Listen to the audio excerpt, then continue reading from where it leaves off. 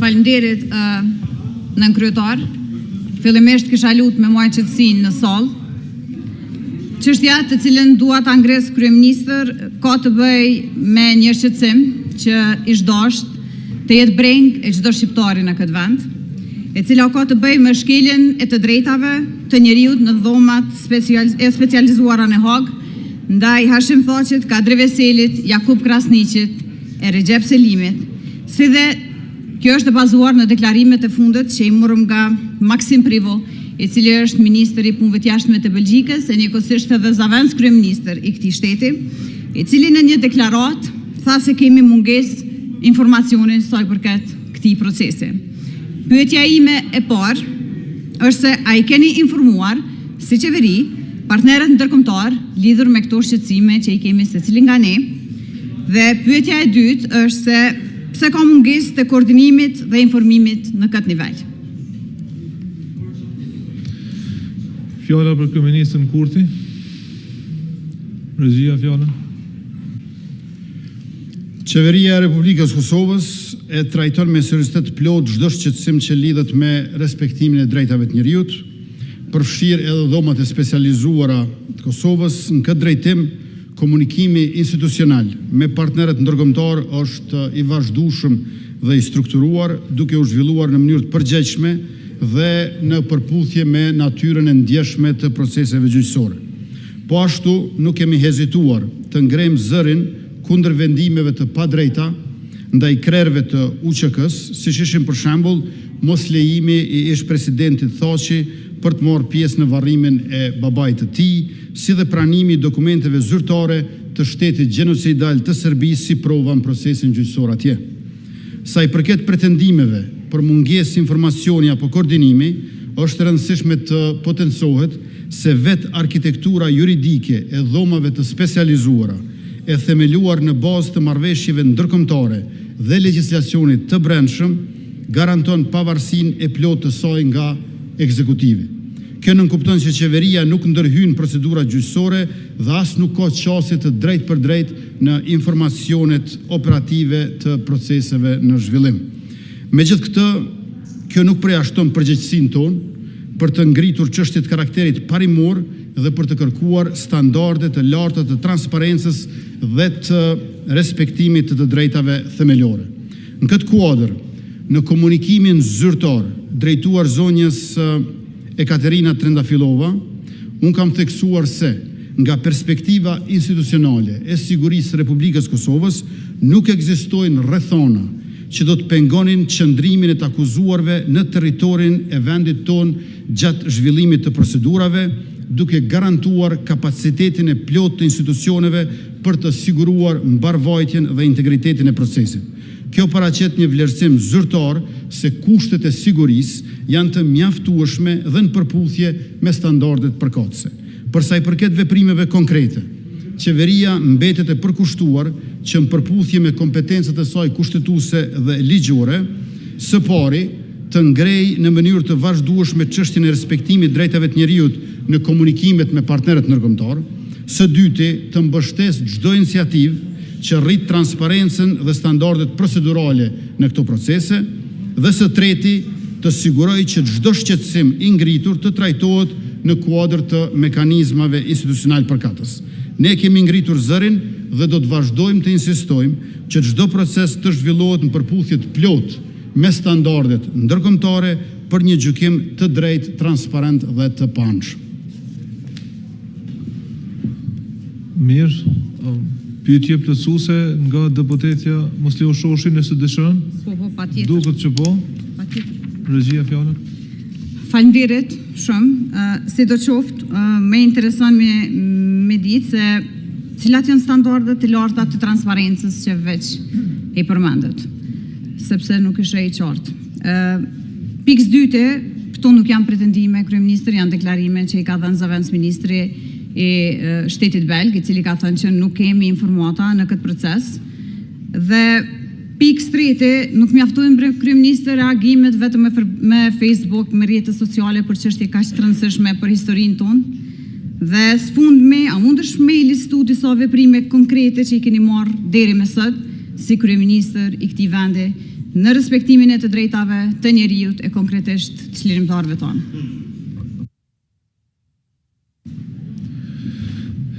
Dy minuta përgjigjen nga kryeministri Kurti. Së pari, zonja deputete Musliu Shoshi, ne nuk i përmendëm Facebooku në rrjetet sociale, vetëm komunikimin zyrtar. Komunikimi zyrtar është bërë zyrtarisht, jo publikisht, dhe me çfarë kemi mundur e kemi ditur, nuk kemi pasur as rezervë dhe as kemi kursyer. Tash, gjatë këtyre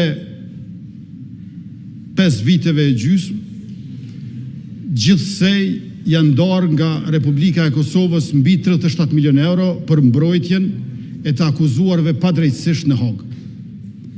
Pra nuk jemi kursyer për t'i mbrojtur me avokatët që janë përzgjedhur prej vetë atyre.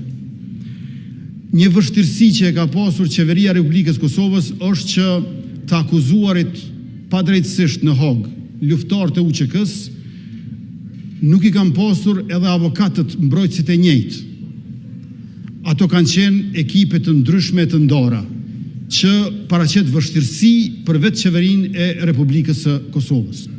Në anën tjetër, kontributi më i madh që unë si kryeministër e kam dhënë për këtë çështje është kur si deputet i Kuvendit të Republikës nuk e kam votuar ndryshimin kushtetues dhe as ligjin për dhomat e specializuara në Kosovë. Pra, as me datën 26 qershor dhe as me datën 3 gusht 2015. Ju e dini që sa i përket drejtave të njerëzit, që janë koncept që barazon të gjithë qytetarët dhe i përfshin ata në mënyrë universale, fatkeqësisht në këtë kuvend është votuar që ata të kenë një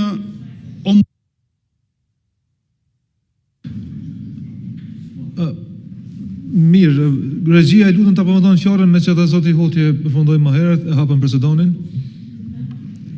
Pra, pengesa tjetër që kemi është se merrni një moment të drejtat e njerëzit, që janë koncept që i bë bashk universalitetin edhe barazin, kanë ombudsperson të veçantë për dhomat e veçanta. Por këto gjëra janë bërë të gjitha në vitin 2015 dhe unë do t'ju kisha sugjeruar që për këto të merrni përgjigje jo nga pyetjet parlamentare, po nga ato brenda partijake. Mirë, faleminderit. Zonja Shoshi, kemi edhe 5 minuta me mbyll këtë pikë të rëndit të ditës. Po, me mbyll pyetjet e parlamentarëve, me pikën e rëndit të ditës. Kështu që Kryeministër, disa çështje me rëndësi. Fillimisht i përmendë fundet, janë jashtëzakonisht të rëndësishme, mirë po e ke pas mundësinë me rrit fundin mbrojtës, sepse e den dhe je njoftum në detaje që nuk është i mjaftueshëm. Në ndë, krejt fuqin e ki me shbë adjukat, pasi që je kaq shumë kundër saj dhe e tha që nuk e ke votu. Pse nuk e merr iniciativen me shbë adjukat? E dim të gjithë standardet cilat janë duke i apliku. Qetësi. Dhe qetësi, ju lutem, qetësi. Kryeministër mbi të gjitha, duke i mbrojt çlirimtarët tonë, e ki parasysh që e mbron historinë dhe e mbron të drejtën tonë për të qenë shtet, e mbron luftën tonë çlirimtare, e mbi të gjitha, kryeministër e mbron të ardhmen e këtij vendi. Mirë, kjo ishte përmbyllje e diskutimit të pyetjes së parë. Tash na mbeten edhe 4 minuta për 2 pyetje të mbetura nga zonja Shoshi. Regjia, i lutem fjalën. Pyetja tjetër ka të bëj me radio-televizionin e Kosovës, e që së fundmi është ndru në radio-televizion të vetëvendosjes, si do qoftë i kam pranu shqetësimet e atyre punënësve që janë aty, në cilësinë e kryetarës e Komisionit për Administratë Publike, Media, Digitalizim, Pushtet Lokal dhe Zhvillim Rajonal. Pyetjet konkrete janë se cilat janë arsyet pse ende nuk është realizuar paga e 13 për punëtorët e RTK-s, dhe a ka qeveria një plan të qartë financiar për të mbështetur radio-televizionin e Kosovës në përmbushjen e obligimeve të saj dhe të stafit? Fjala për kryeministrin Kurti.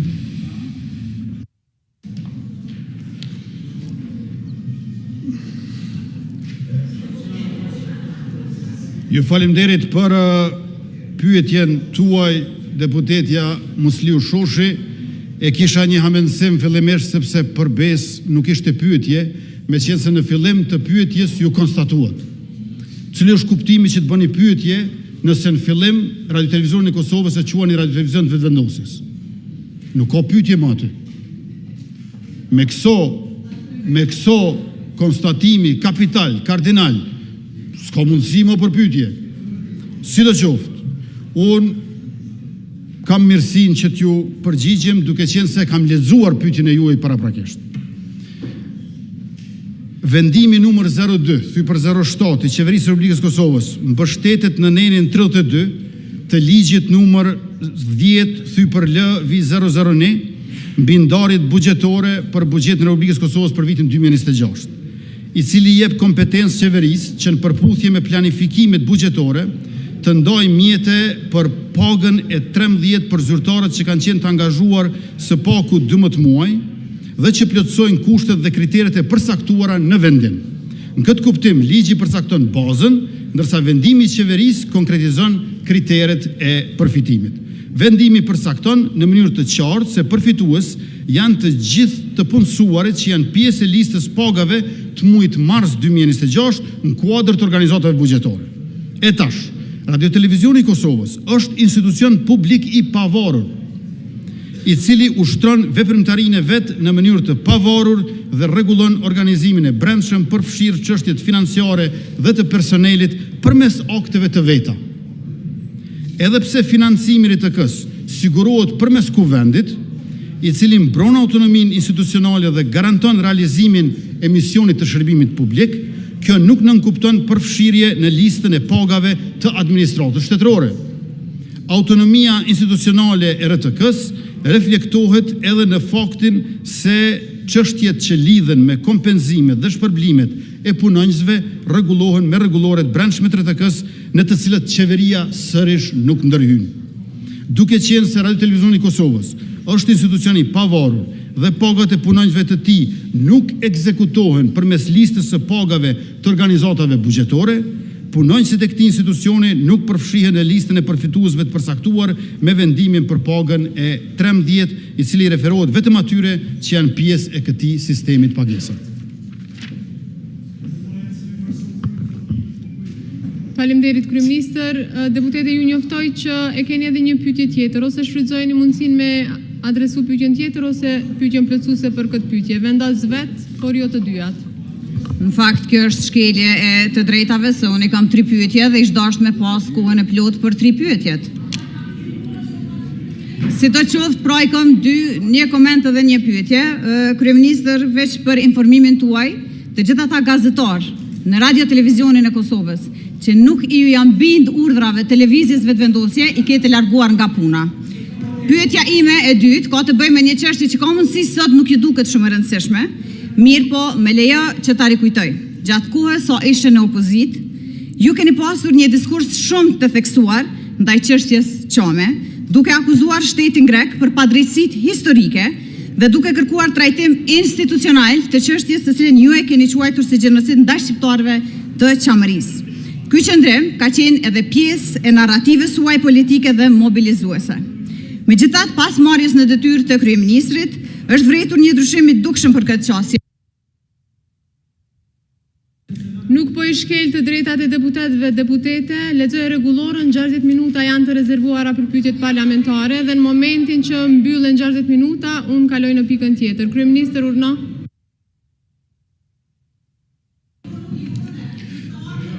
Së pari, unë ju kërkoj falje që u vënova, sepse isha në Akademinë e Shkencave të Arteve të Kosovës për të mbajtur fjalim për akademik profesor Recep Qosjen dhe gjithashtu në Institutin Albanologjik për të mbajtur një fjalim tjetër për akademik dhe profesor Recep Qosjen. Unë besoj që kjo do duhet ju interesonte, sepse sot është ditë zije në Republikën e Kosovës në nderim të profesor akademik Recep Qosjes. Për pyetjen e dytë që shtuat me nxitim, unë do t'ju përgjigjem një herë tjetër se s'jam të shku kërkondën. Pra, herën e ardhshme në seancën e radhës ju përgjigjem me durim, edhe pse kam përgjigjen e gatshme qysh tani, por ajo çfarë dua të them për Radio Televizionin e Kosovës edhe një herë. Radio Televizioni është i Kosovës, jo i qeverisë së Kosovës. Radio Televizioni i Kosovës është i lidhur me Kuvendin e Republikës. Nuk ka qeveria e Republikës, Ministri të Informatave, ku agjensia e ministrisë është Radio Televizioni i Kosovës. Mund të ketë qenë kjo të kaluarën në kuptimin funksional të fjalës, por sot funksioni përputhet me ligjin, përputhet me kushtetutën, që do të thotë se Radio Televizioni i Kosovës është i lidhur me juve e nderuara deputete Musliu Shoshi. Pra, Radio Televizioni i Kosovës ju jep juve llogari, jo mua. Pra, ai është i lidhur me juve si deputete. E është një gjë tjetër që nëse dëgjojmë pyetjet e juaja, t'ju thënë drejtën, nuk janë pyetje parlamentare të deputetës, por janë dëshirë për aktakuz të prokurorës. Ekziston shtylla tjetër e pushtetit, po këtu jeni deputete, këtu i bëni pyetje parlamentare kryeministrit. Jo shprehje dëshiras për aktakuza për çështje për të cilës s'kan bëjnë me mua, sepse edhe një herë po e ritheksoj. Radio Televizioni është i Kosovës, jo i qeverisë, i përgjigjet Kuvendit të Republikës dhe ju jeni ata që mund ta ndihmoni atë. Unë bëj shumë punë, por jo jashtë ligjit, kushtetutshmërisë dhe rregullave. Faleminderit, mbyllet kjo çështje dhe vazhdojmë me